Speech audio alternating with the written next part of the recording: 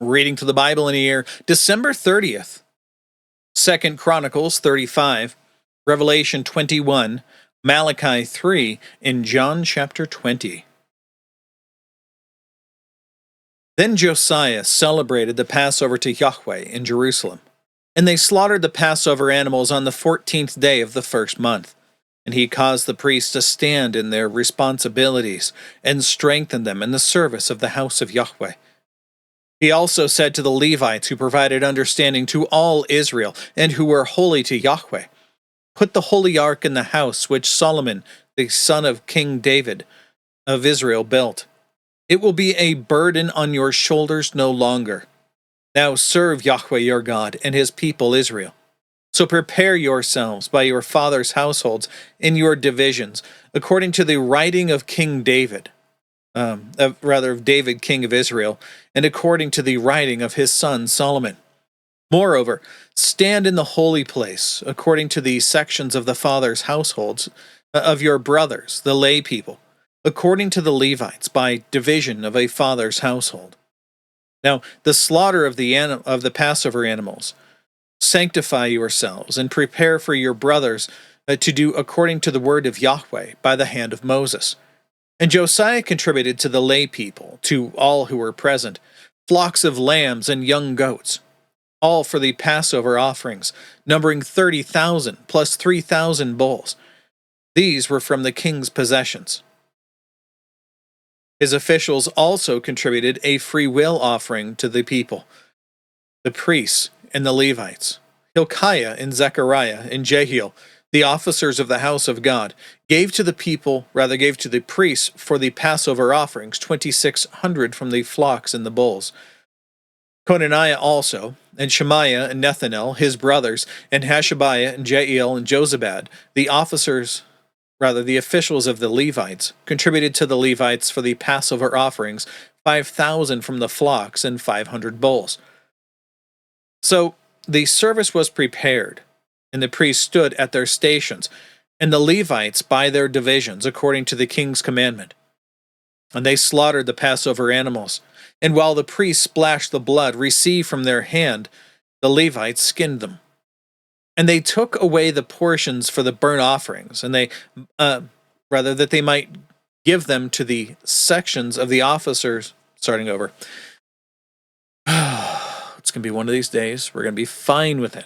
Again, this is the whole point of reading the Bible, and this is why I don't cut this. This kind of thing happens all the time. Even as you read on your own, you'll still come across sections like this. You're like, just your brain's having trouble getting engaged. Totally normal thing. All right, continuing on, going back to verse 12. Then they took away the portions for the burnt offerings, that they might give them to the sections of the fathers' households of the lay people to bring near to Yahweh, as it is written in the book of Moses. They did this also with the bulls. So they roasted the Passover animals on the fire according to the legal judgment, and they boiled the holy things in pots and kettles and pans, and carried them speedily to all the lay people. Afterwards, they prepared for themselves and for the priests, because the priests, the sons of Aaron, were offering the burnt offerings and the fat until night. Therefore, the Levites prepared for themselves and for the priests, the sons of Aaron. The singers, the sons of Asaph, were also at their stations, according to the commandment of David, Asaph, Heman, and Jeduthun, the king's seer. And the gatekeepers at each gate did not have to turn aside from their service, because the Levites, their brothers, prepared for them. So all the service of Yahweh was prepared on that day to celebrate the Passover, and to offer burnt offerings on the altar of Yahweh, according to the commandment of King Josiah. Thus the sons of Israel who were present celebrated the Passover at that time, and the feast of unleavened bread 7 days. And there had not been celebrated a Passover like it in Israel from the days of Samuel the prophet, nor had any of the kings of Israel celebrated such a Passover as Josiah celebrated with the priests, the Levites, all Judah and Israel who were present, and the inhabitants of Jerusalem. In the 18th year of Josiah's reign, this Passover was celebrated. After all this, when Josiah had set the house in order, Necho, king of Egypt, went up to make war at Carchemish on the Euphrates, and Josiah went out to meet him. But Necho sent messengers to him, saying, What have I to do with you, O king of Judah? I am not coming against you today, but against the house with which I am at war. And God has said for me to hurry. So stop for your own sake from interfering with God who is with me, so that he will not bring you to ruin. However, Josiah would not turn away from him, but disguised himself in order to make war with him. Nor did he listen to the words of Necho from the mouth of God, but came to make war on the plain of Megiddo. Then the archers shot King Josiah, and the king said to his servants, Take me away, for I am badly wounded. So his servants took him out of the chariot and drove him in the second chariot which he had, and brought him to Jerusalem, where he died. He was buried in the tombs of his fathers.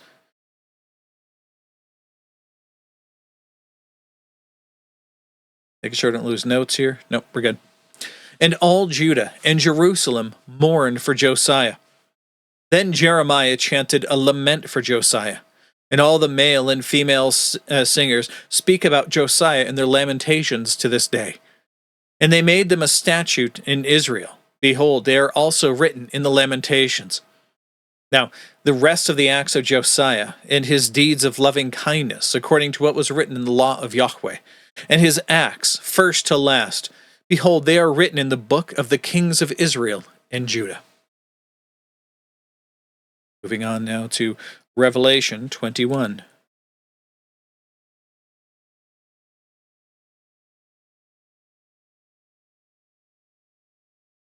There's a lot of notes in this section. Like I said before, questions, concerns, please pause and read the notes. They're really good, and that's why they're all here. Let's begin. Then I saw a new heaven and a new earth, for the first heaven and the first earth had passed away, and there was no longer any sea. And I saw the holy city, the new Jerusalem, coming down out of heaven from God, made ready as a bride adorned for her husband. And I heard a loud voice from the throne saying, Behold, the tabernacle of God is among men, and he will dwell among them. And they shall be his people, and God himself will be among them. And he will wipe away every tear from their eyes, and there will no longer be any death. There will no longer be any mourning or crying or pain. The first things passed away. And he who sits on the throne said, Behold, I am making all things new. And he said, Write, for these words are faithful and true. Then he said to me, They are done. I am the Alpha and the Omega, the beginning and the end. And I will give to the one who thirsts from the spring of the water of life without cost. He who overcomes will inherit these things, and I will be his God, and he will be my son. But for the cowardly and unbelieving and abominable and murderers and sexually immoral persons and sorcerers and idolaters and all liars, their part will be in the lake that burns with fire and brimstone, which is the second death. Then one of the seven angels who have the seven bowls full of the seven last plagues came and spoke with me, saying, Come here, and I will show you the bride, the wife of the Lamb. And he carried me away in the Spirit to a great and high mountain, and showed me the holy city, Jerusalem, coming down out of heaven from God, having the glory of God. Her brilliance was like a precious stone, as a stone of crystal clear jasper. It had a high and great wall. It had 12 gates, and at those gates 12 angels, and names have been written on those gates, which are the names of the 12 tribes of the sons of Israel. These were 3 gates on the east, 3 gates on the north, 3 gates on the south, and 3 gates on the west. And the wall of the city had 12 foundation stones, and on them were the 12 names of the 12 apostles of the Lamb. And the one who spoke with me had a gold measuring rod to measure the city and its gates and its wall. And the city is laid out as a square, its length as great as the width. And he measured the city with a rod, 12,000 stadia. Its length and width and height are all equal, about 1,380 miles. And he measured its wall, 144 cubits, according to human measurements, which are also angelic measurements. And the material of the wall was jasper, and the city was pure gold, like pure glass. The foundation stones of the city were all adorned with every kind of precious stone. And the first foundation stone was jasper, the second sapphire, the third chalcedony, the fourth emerald, the fifth sardonyx, the sixth sardius, the seventh chrysolite, the eighth beryl, the ninth topaz, the 10th chrysoprase, the 11th jacinth, and the 12th amethyst. And the 12 gates were 12 pearls. Each one of the gates was a single pearl. And the streets of the city was pure gold, like transparent glass. And I saw no sanctuary in it, for the Lord God, the Almighty, and the Lamb are its sanctuary. And the city has no need of the sun, nor of the moon to shine on it, for the glory of God has illuminated it, and its lamp is the Lamb.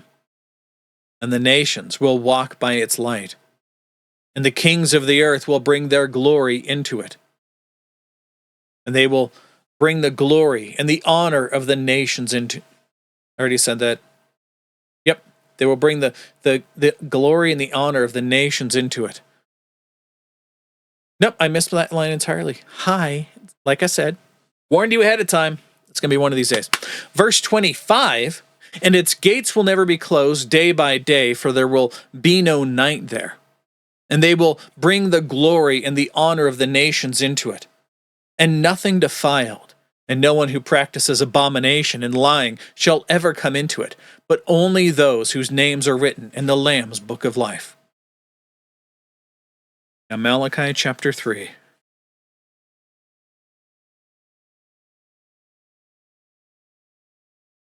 Behold, I am going to send my messenger, and he will prepare the way before me. And the Lord, whom you seek, will suddenly come into his temple. And the messenger of the covenant, in whom you delight, behold, he is coming, says Yahweh of hosts. But who can endure the day of his coming? And who can stand when he appears?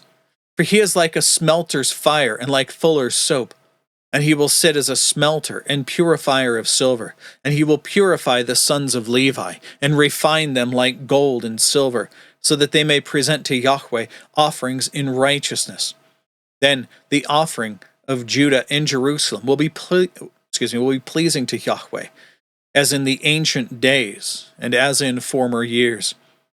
Then I will draw near to you for judgment, and I will be a swift witness against the sorcerers and against the adulterers, and against those who swear falsely, and against those who oppress the wage earner in his wages, the widow and the orphan, and those who turn aside the sojourner and do not fear me, says Yahweh of hosts. For I, Yahweh, do not change. Therefore you, O sons of Jacob, are not consumed. From the days of your fathers you have turned aside from my statutes and have not kept them. Return to me, and I will return to you, says Yahweh of hosts. But you say, how shall we return? Will a man rob God? Yet you are robbing me. But you say, how have we robbed you? In tithes and contributions. You are cursed with a curse, for you are robbing me, the whole nation of you. Bring the whole tithe into the storehouse, so that there may be food in my house.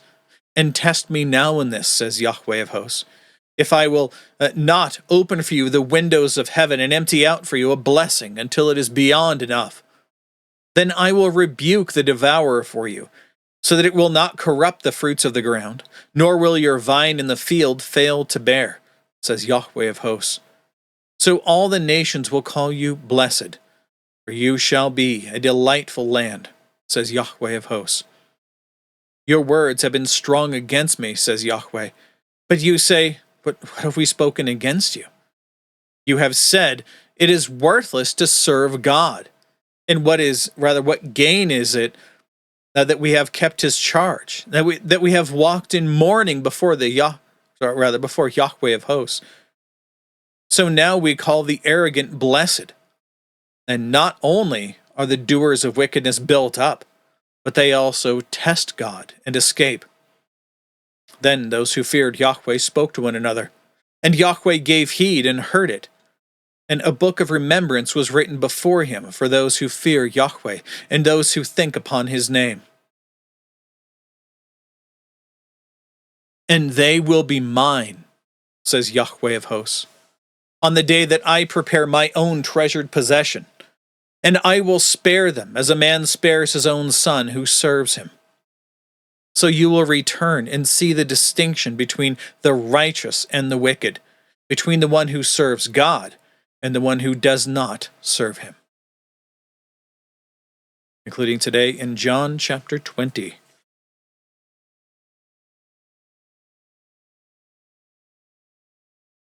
Now, on the first day of the week, Sunday, Mary Magdalene came early to the tomb while it was still dark, and saw the stone already taken away from the tomb.